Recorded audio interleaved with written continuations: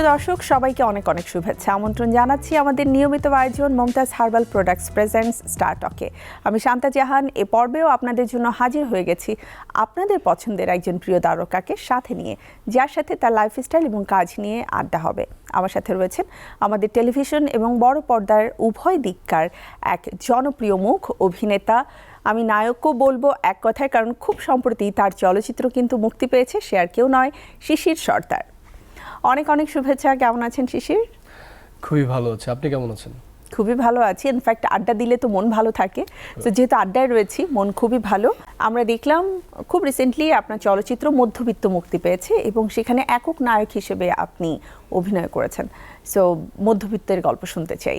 3 জানুয়ারিতে হচ্ছে আমার মুভিটা রিলিজ হয়। মুভিটার নাম হচ্ছে মধ্যবিত্ত, তানভীর হাসান পরিচালিত।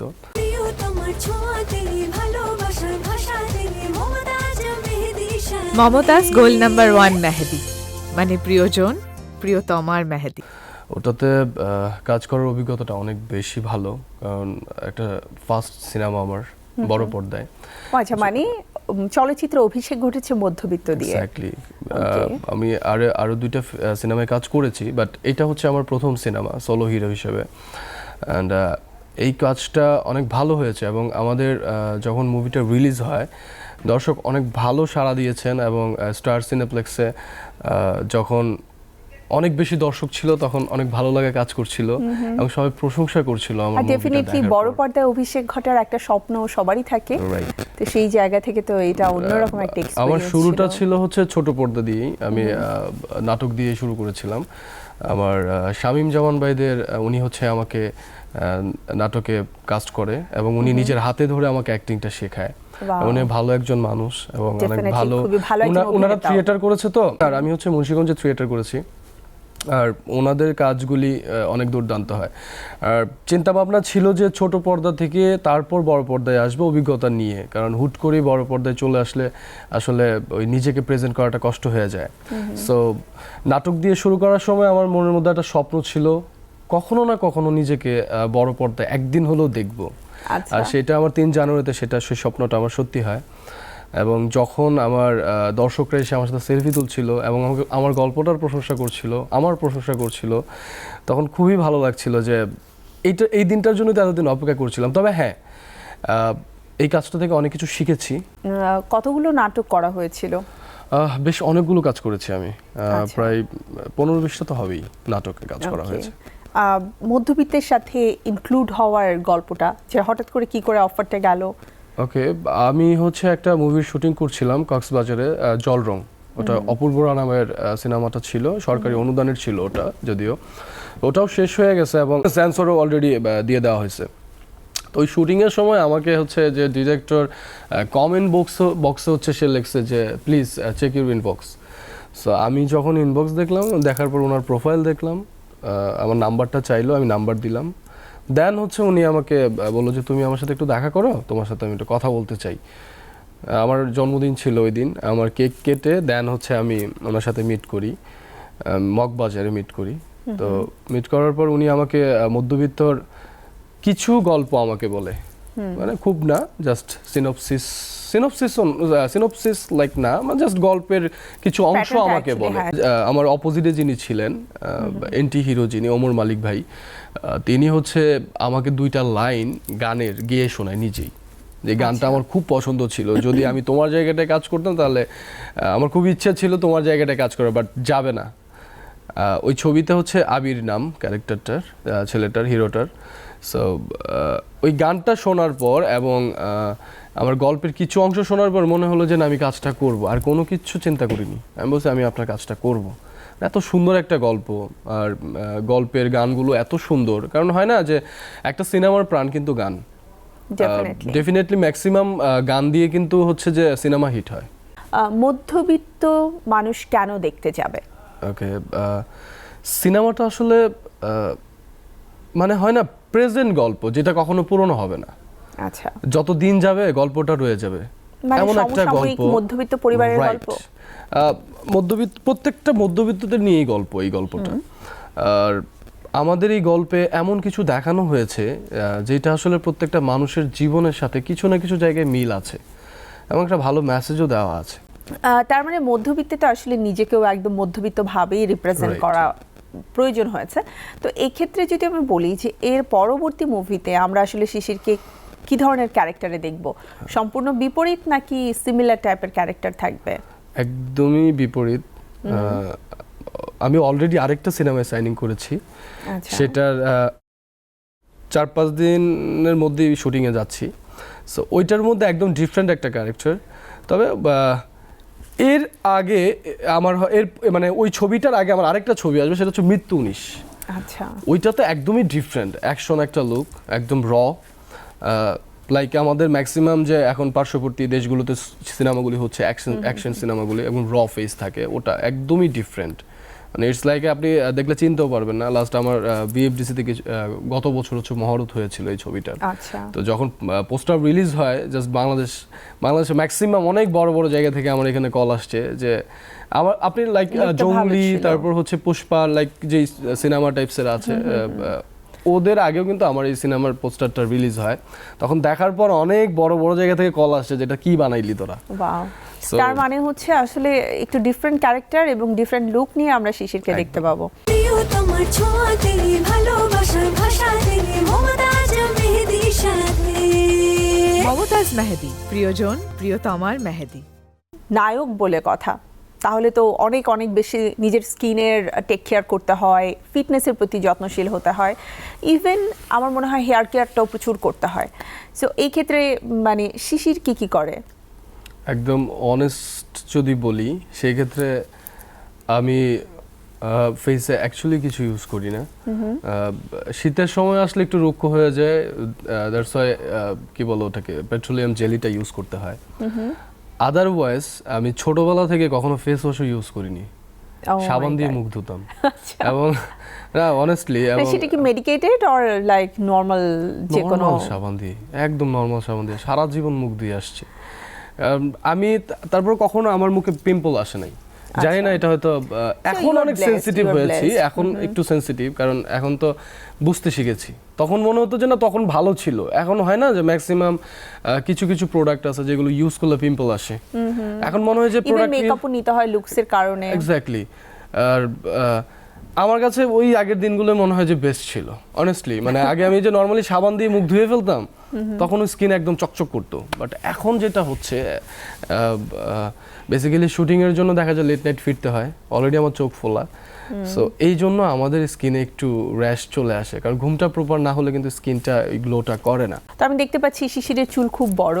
হেয়ার কেয়ারের জন্য কি আসলে কি করা হয়? মেহেদি, মেথি, নারকেল তেল কোনটা ব্যবহার করা হয়? সরিষার তেল ইউজ করা হয়। আচ্ছা। আমি মুন্সিগঞ্জে কি সরিষার তেল খুব ভালো পাওয়া যায়? নট লাইক দ্যাট, ছেলেদের আসলে সরিষার তেল ইউজ করা উচিত। তবে একটা কথা বলি, আমি প্রোগ্রামে আসার পর যেটা দেখলাম যে মমতাজ হার্বাল প্রোডাক্ট প্রেজেন্ট আমাদের এই প্রোগ্রামটা, একটা জিনিস আমি ইউজ করতাম মমতাজের, হচ্ছে একটা পেট্রোলিয়াম জেলি পাওয়া যেত, মানে এখনো পাওয়া যায়, এখনো পাওয়া যায়, জাস্ট কাচের একটা মেবি আই থিঙ্ক কাচের ছিল, কাচের জার। হ্যাঁ, ওকে। এত ভালো অনেস্টলি, মানে এটা আমার বাসায় ইউজ করে, এটা সবচেয়ে ভালো এই জেলিটা, অনেস্টলি, এটা অনেস্ট রিভিউ দিলাম। ফিটনেস নিয়ে যদি জানতে চাই, নায়ক মানেই হচ্ছে you have to be fit, muscle man হলে তো আরো বেশি বেটার। সো নিজের ফিটনেসের জন্য কি করা হয়? Regular gym, diet maintain? হ্যাঁ, আমি হচ্ছে ডায়েট মেনটেন করি না, যা পাই তাই খাই। মানে খাবার দাবারে খুবই বাজে একটা অভ্যাস আমার, হয়তো ম্যাক্সিমাম বাঙালিদেরই একটা প্রবলেম। তবে হ্যাঁ, একটা জিনিস ভালো যে আমি অনেক বেশি খেলেও আমি ফ্যাট হই না। আর এক্সারসাইজ হচ্ছে, আমার লাস্ট একটা অ্যাক্সিডেন্ট হয়, আমার হাতে 3টা রক কেটে যায়, তো যার কারণে আমি জিম করতে আমার ঝামেলা হচ্ছিল, বাট এখন হচ্ছে আবার স্টার্ট করেছি। ওকে। পড়াশোনা কোথায় ছিল শিশিরের? আমি হচ্ছে আমার স্কুল লাইফ ছিল হচ্ছে আমার নানা বাড়িতে, হ্যাঁ, ওখান থেকে দেন হচ্ছে মুভ করি। আমি মাদ্রাসায় পড়েছি বাই দ্য ওয়ে, নরসিংদীতে। সো আমি বিভিন্ন জায়গায় শিফট করেছি। দেন ঢাকায় আসার পর হচ্ছে আমি গভর্নমেন্ট বয়েজে পড়ি, দেন হচ্ছে বিবিএ কমপ্লিট করা হয়েছে। মানে বিবিএ কমপ্লিট বলতে এখনো কমপ্লিট করা হয়নি, আচ্ছা, আমি আসলে সেমিস্টার লাস্টের মাঝখানে দিকে কি আছে? না, আমি 2 সেমিস্টার পর্যন্ত কমপ্লিট করেছিলাম।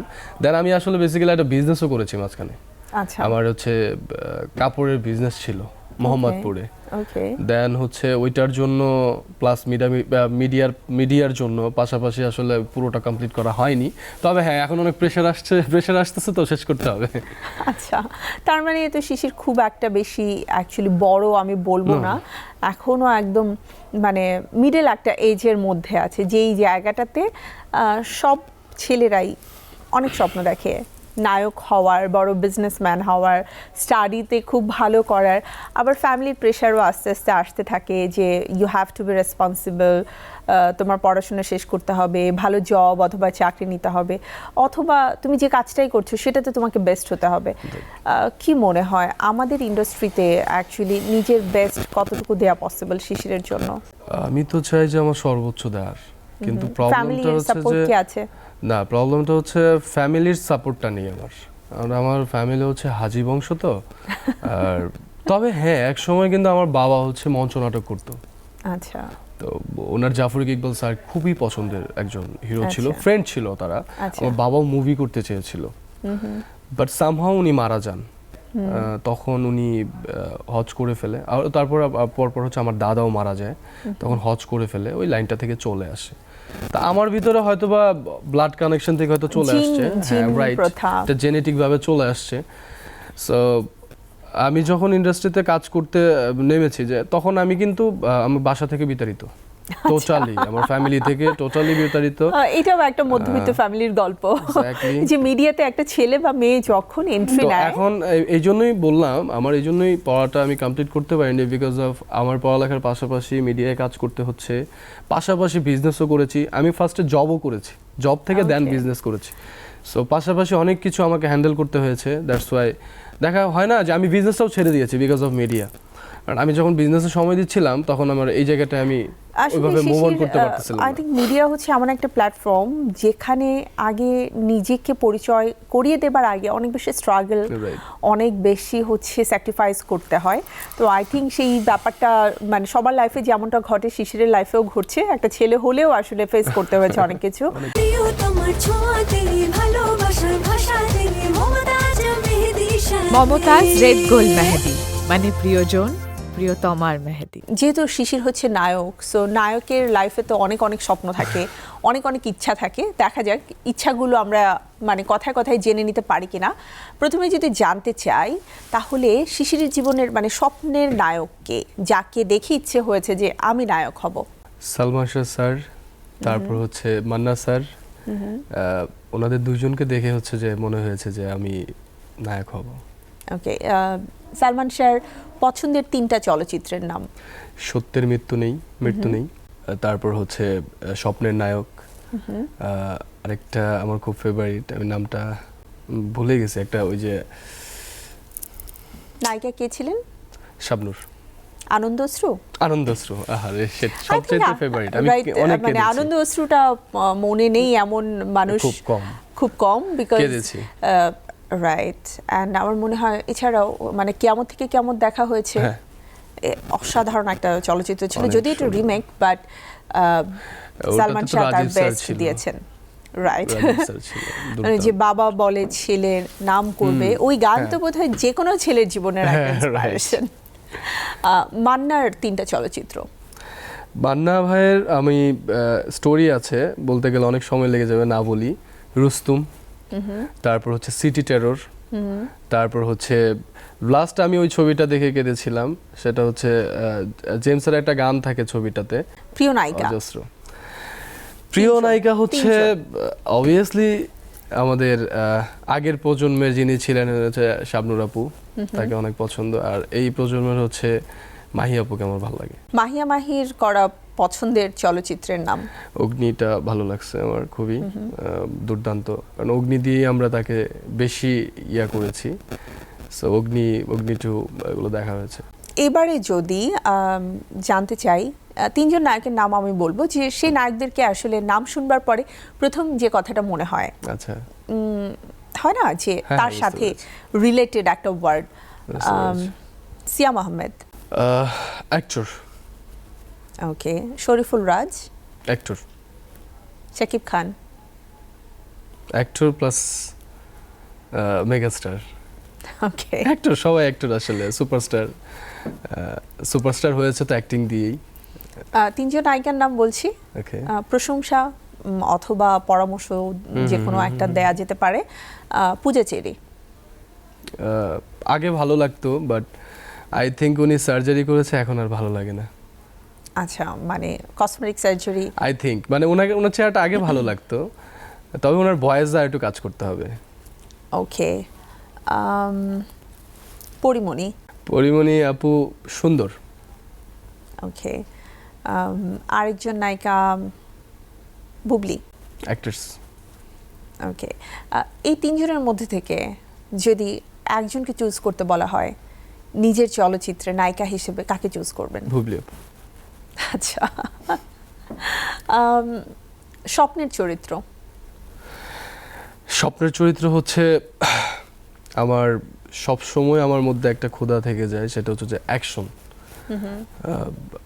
অ্যাকশন ক্যারেক্টারটা প্লে করব। যদি আমরা পার্শ্ববর্তী দেশের দিকে একটু তাকাই, যেহেতু অ্যাকশন অ্যান্ড মাসল এগুলো নিয়ে কথা হচ্ছে, কার ফিজিক সবচেয়ে বেশি ভালো লাগে? ইভেন আমাদের দেশেরও হতে পারে। না, আমাদের দেশে পরে আসি। আমাদের হচ্ছে পার্শ্ববর্তী দেশে যদি বলি, আমার ঋত্বিক ভাইয়াকে ভালো লাগে বেশি। ঋত্বিক রোশন ভাই। আমরা সাধারণত দেখি যে বাংলাদেশের যারা হিরো রয়েছেন তারা আসলে খুব বেশি বডি বিল্ড করতে চায় না, বা এই ট্রান্সফরমেশনে তারা বিশ্বাসীই না। তো সেই জায়গা থেকে আরিফিন শুভকে কতটা আসলে কি মনে হয়, কতটা ফলো করা হয়? না, আমি ফলো মিন্স হচ্ছে কি, আমি লাস্ট একটা ইন্টারভিউ বলেছি যে আরিফিন ভাইয়ের মধ্যে একটা ডেডিকেশন আছে। উনি যদি ওনার জায়গাটা ধরে রাখে তো উনি একটা জায়গায় পৌঁছাবে।